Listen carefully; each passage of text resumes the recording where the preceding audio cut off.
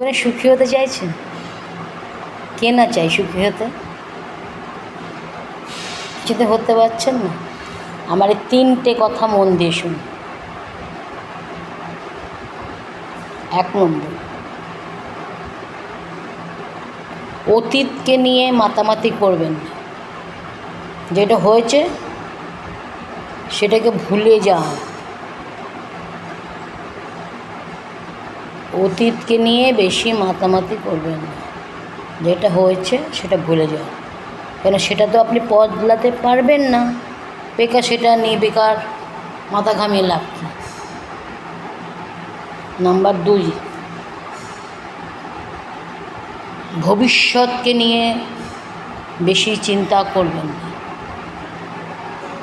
এটা আমার কথা না, সাইকোলজিস্টরা বলে থাকেন। যারা বেশি ভবিষ্যৎকে নিয়ে চিন্তা করে, অনেক কিছু ভাবে, তার কোনোটাই হয় না।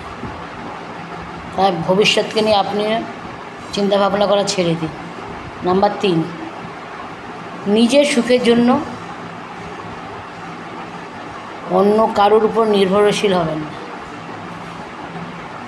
নিজের সুখের জন্য অন্য কারোর উপর নির্ভরশীল হবেন।